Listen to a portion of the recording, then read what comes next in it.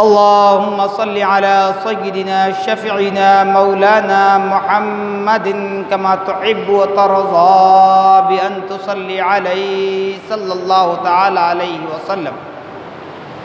نبی اور آل نبی پر پھر ایک مرتبہ آواز بلند درود پاک پڑھیں۔ اللہم صل علی سیدنا شفیعنا مولانا محمد معد الجود والکرم منبع العلم والعلم والحکم وعلى آلہ واصحابہ وبارک وسلم۔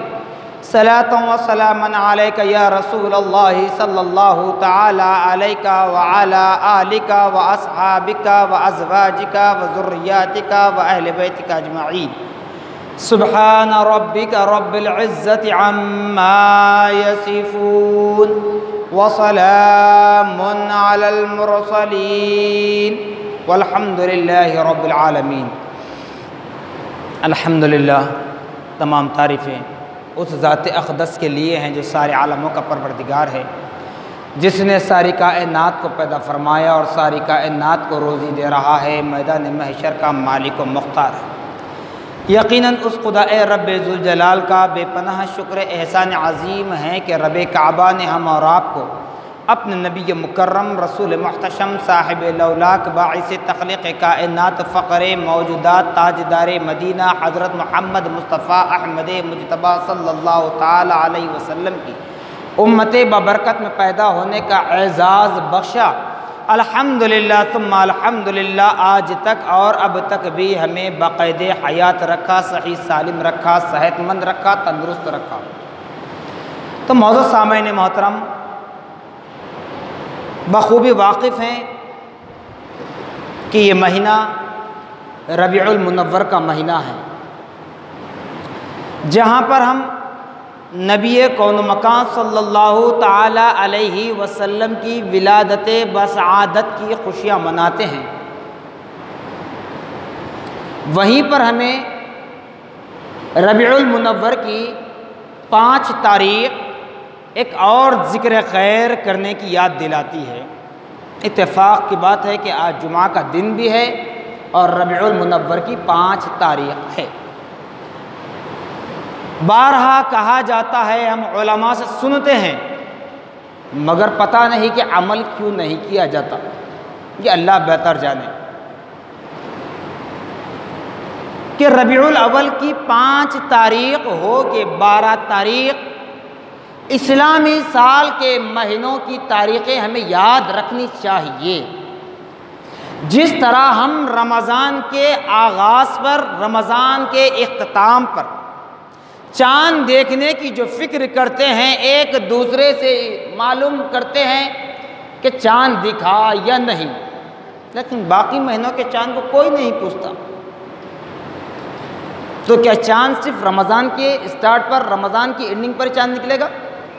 نہیں، ہر مہینہ چاند کا اعتبار ہوتا ہے، اور اسی چاند کی تاریخ کے اعتبار سے ہم اپنے کام کو انجام دینا چاہیے۔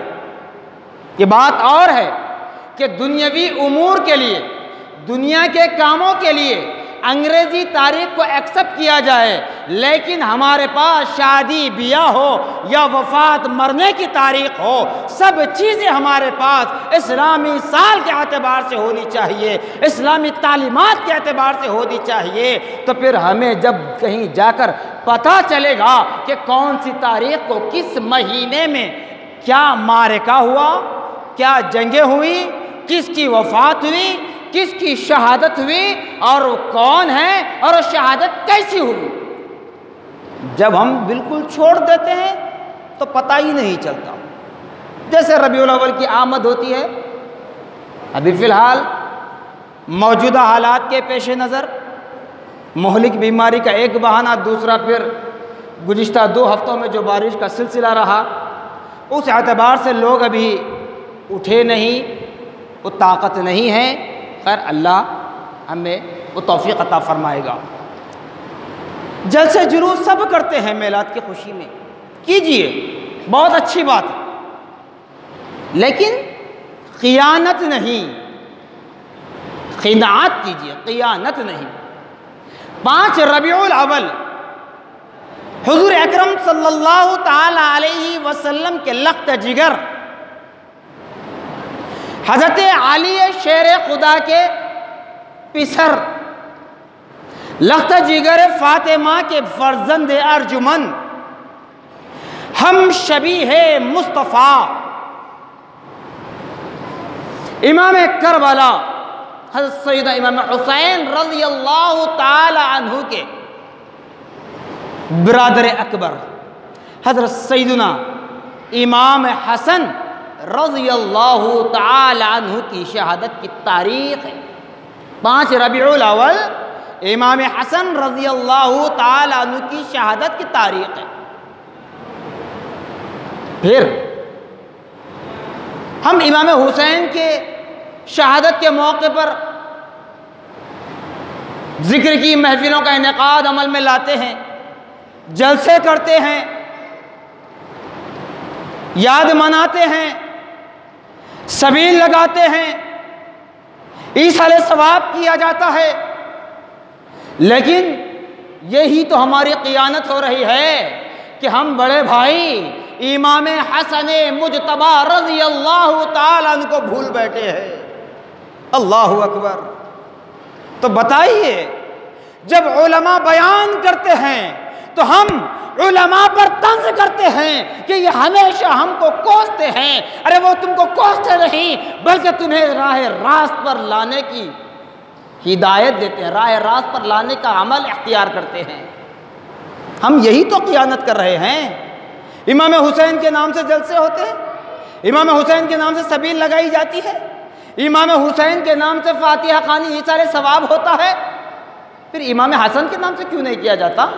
کیا امام حسن نبی کے نواسے نہیں ہیں؟ کیا امام حسن حضرت علی کی اولاد میں سے نہیں ہیں؟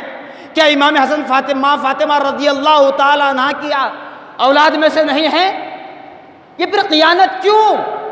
تو معلوم ہوا اللہ کے گھر میں کھڑے رہ کر کہہ رہا ہوں، تنقید کر رہا ہوں، مگر تنقید برائے تعمیر کر رہا ہوں، برائے طنز نہیں۔ تنقید کر رہا ہوں، تنقید برائے تعمیر، یعنی صحیح راستے کی طرف۔ برائے طنز جو ہوتی ہے برائی کا راستہ ہوتا ہے۔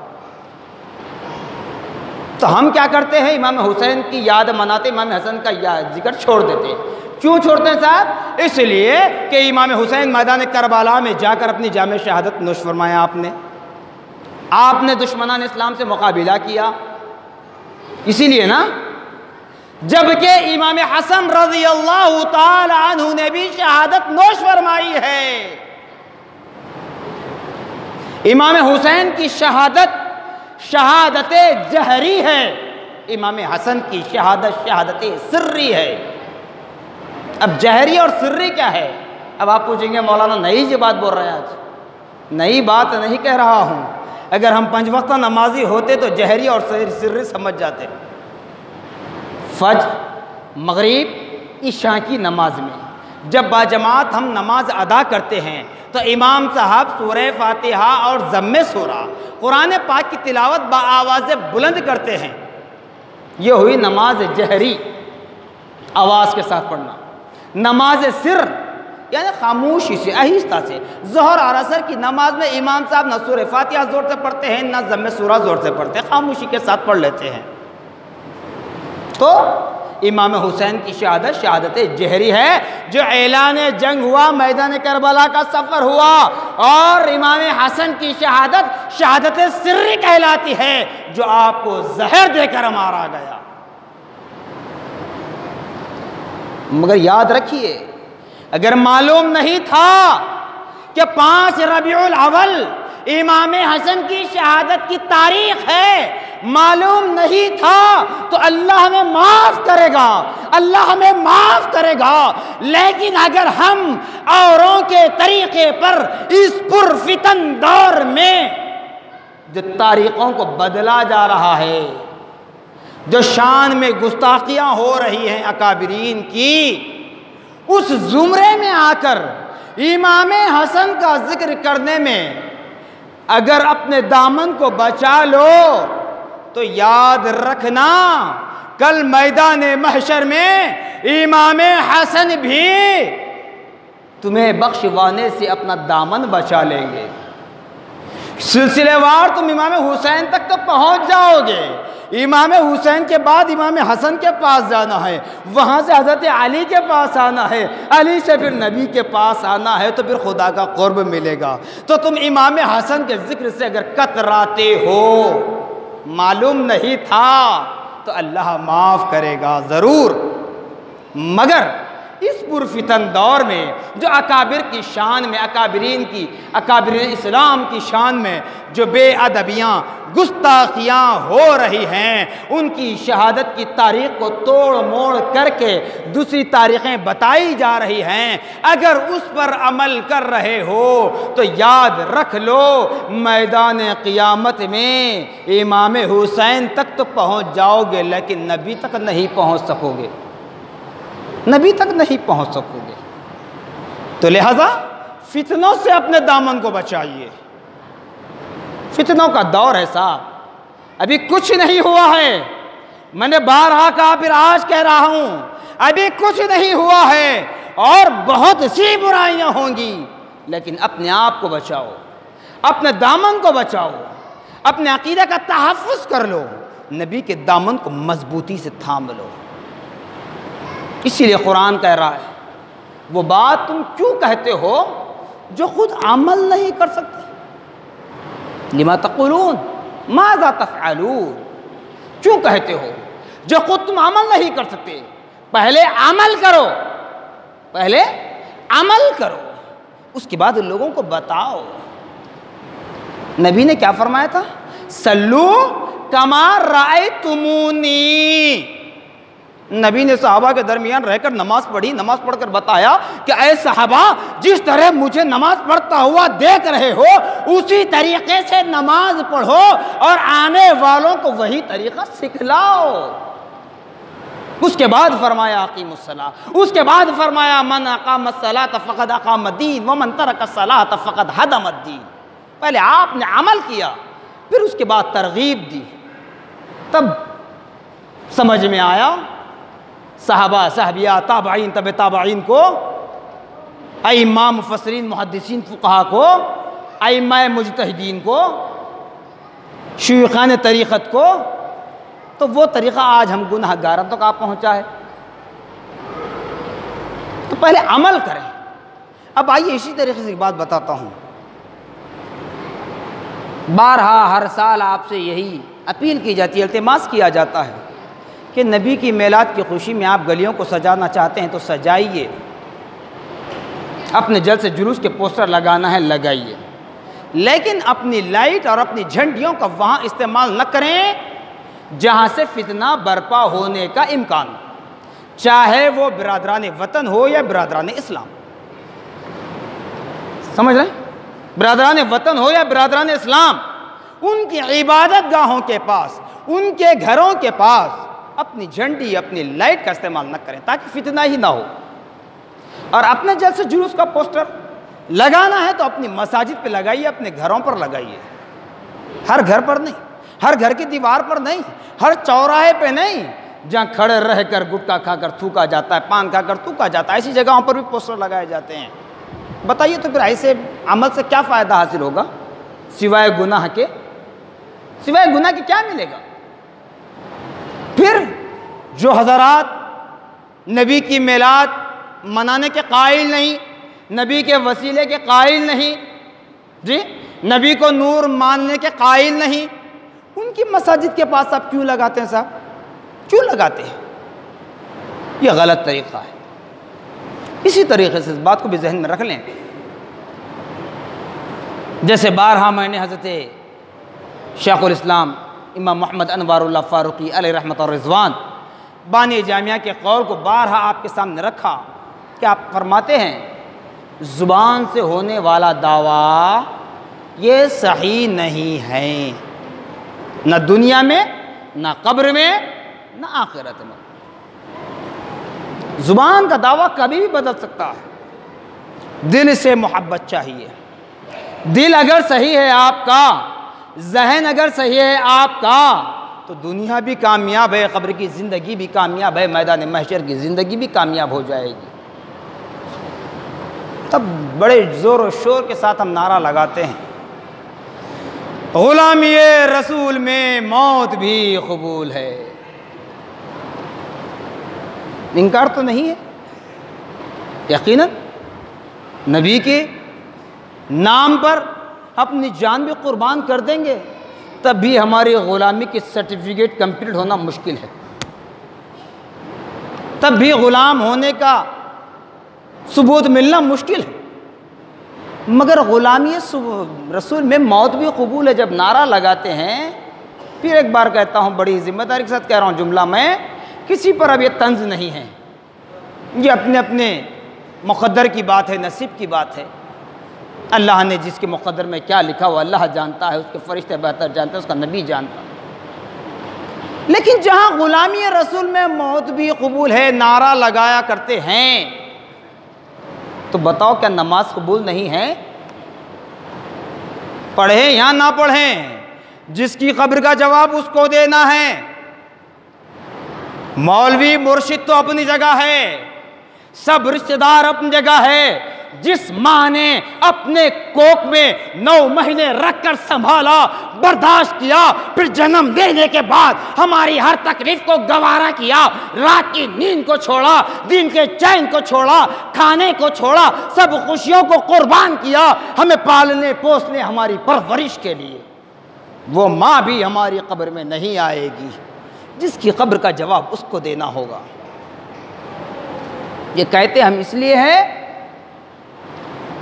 خدا کا پیغام پہنچانا، جو مقصد ہے، جس مقصد کے تحت جنہوں نے جو علم دین حاصل کیا ہے اس کا مقصد پورا ہو جائے، اس کے بعد سننے والے ہم جیسے گناہگاروں کی مرضی ہے۔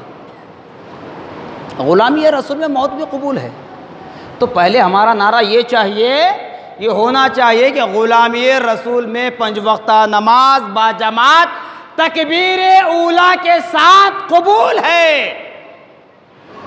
غلامی رسول میں 5 وقتہ نماز با جماعت تکبیر اولیٰ کے ساتھ قبول ہے۔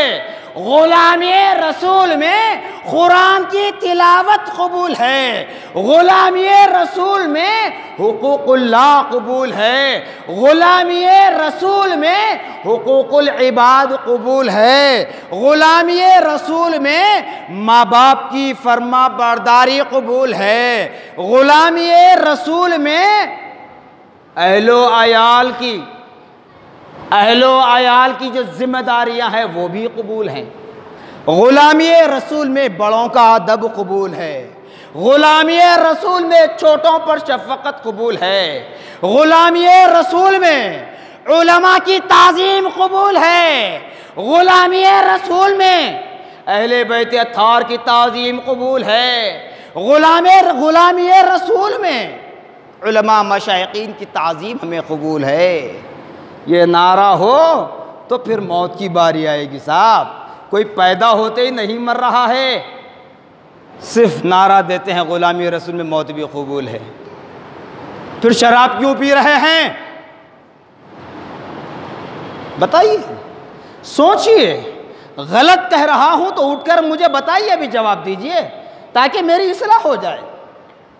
غلامی رسول میں موت بھی قبول ہے نعرہ لگا رہے ہیں، ادھر شراب بھی پی رہے ہیں، ادھر زنا بھی ہو رہا ہے، ادھر جوا بھی چل رہا ہے، ادھر بھائی بہنوں کی حق تلفی ہو رہی ہے، ادھر ظلم و زیادتی کا پہاڑ توڑے جا رہا ہے، ادھر پڑوسیوں کے حقوق کو دبایا جا رہا ہے، پھر غلامی رسول میں موت بھی قبول ہے۔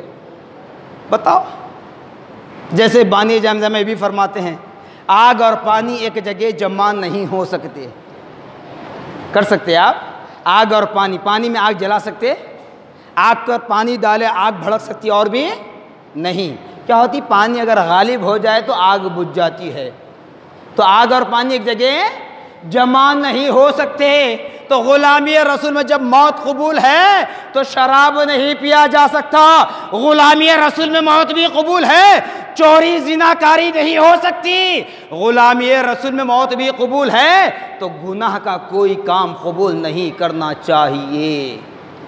اس بات کو اچھی طرح ذہن میں بٹھا لیں، سوچیں، اچھی طرح سوچیں، صحیح کہا جا رہا ہے یا غلط۔ میں تو بڑی ہی ذمہ داری کے ساتھ کہہ رہا ہوں، آپ اپنے علماء سے اپنے امام صاحب سے، جس پر آپ کو اعتماد ہو، بھروسہ ہو، اس سے آپ پوچھ لیجئے کہ میرے الفاظ یہ غلط ہیں یا صحیح ہیں۔ آج ہم کو جو نشانہ بنایا جا رہا ہے، برادران وطن کی طرف سے ہو یا برادران اسلام کی طرف سے، ہم کو جو نشانے ملامت بنایا جا رہا ہے، ہمارے میلاد منانے پر جو اعتراضات ہو رہے ہیں، اس کی اصل وجہ ہم ہیں۔ ہر چیز پر کہتا ہوں کہ اس کی اصل وجہ ہم ہیں۔ اب بتاؤ، ایک اور بات کہتا ہوں، اگر کہوں تو شاید کئی نوجوان میرے بھائی مجھ سے ناراض ہو جائیں گے، پرواہ نہیں ہے، خدا اس کا رسول راضی ہو جائے تو یہی میرے لیے نجات کا ذریعہ بن جاتا ہے۔ روک رہا تھا، سب سے پہلے وہی لفظ میرے زبان پر آیا، میں نے لفظ کو روکا، لیکن برجستہ اب کہی دیتا ہوں، اگرچہ کہ کوئی ناراض ہوتے ہیں ہو جائیے، مجھے صرف پرواہ ہے تو خدا اس کے رسول کی، دنیا داری سے مجھے کوئی تعلق نہیں ہے۔ غلامی رسول میں داڑھی بھی قبول ہے، نہیں ہے؟ کہاں ہے پھر؟ صرف نعرے بازی سے کام نہیں چلتا میرے بھائی۔ مومن کا شعار ہے، انبیاء کی سنت ہے، اس میں بتلایا گیا سنت میں بھی سنت واجبہ ہے، مگر ہم ساری چیزوں کو چھوڑ دیتے ہیں، صرف ایک ہی نعرہ بلند کرتے ہیں۔ تبھی تو کہا گیا نعرہ بھی فتنہ ہو سکتا ہے، صرف یہی نہیں، نعرے تکبیر فتنہ ہو سکتا ہے۔ جیسے آپ نے دیکھا میدان کربلا میں جب امام حسین رضی اللہ تعالیٰ عنہ پر قاتلانہ حملہ ہوا تو دشمنان اسلام نے نعرے تکبیر کی صدا بلند کی تھی۔ اس لیے کہا جاتا ہے چاہے تم نعرہ لگاؤ، کچھ بھی کرو، تمہارے دل میں نیت خدا اس کے رسول کو راضی کرنے کی ہو تو پھر تمہارا بیڑا پار ہے، ورنہ تا دم قیامت ذلیل و خوار ہوتے رہیں گے، جیسا یہ یزیدی بھیڑیے آج تک بھی ذلیل و خوار ہو رہے ہیں۔ تو خدا را اللہ اس کے رسول کا واسطہ، آنے والا جمعہ کا دن ربیع الاول کی 12 تاریخ ہے، جلوس نکل رہا ہے تو پورے ادب و احترام کا پاس و لحاظ رکھیں، جلوس میں جلسہ کر رہے ہیں کیجئے۔ اب یہ موجودہ حالات کے پیش نظر جو محلی بیماری کا بہانہ ہمارے سامنے ہے، اس اعتبار سے پرمیشن مل رہا ہے تو جتنے آدمی کا پرمیشن ہے اتنے ہی آدمی کو جمع کریں، جلسہ کریں، لیکن ایک بات ذہن میں رکھیں کہ جلسہ کرنے کے بعد نماز فجر بھی پڑھنا ہے۔ رات بھر جلسہ کر لیے، جلسہ سن لیے، والنٹرز جلسے کے منتظمین سارے نماز فجر کے وقت بستر میں سوتے نظر آتے ہیں، تو فائدہ کیا ہوا اسے جلسے کا؟ تو اس کی مثال یہ، آخری بات بتا رہا ہوں، اس کی مثال ایسی ہوتی ہے، ایک مزدور صبح میں 9 بجے سے شام 5 بجے تک کام کیا، صبح 9 بجے سے شام 5 بجے تک کام کیا، جب مالک مکان جو بنا رہا ہے گھر دکان جو بھی کمرشل کمپلیکس وغیرہ، جب وہ مزدوری دینے کے لیے آیا تو مزدور غائب ہو گیا، مزدور چلا گیا۔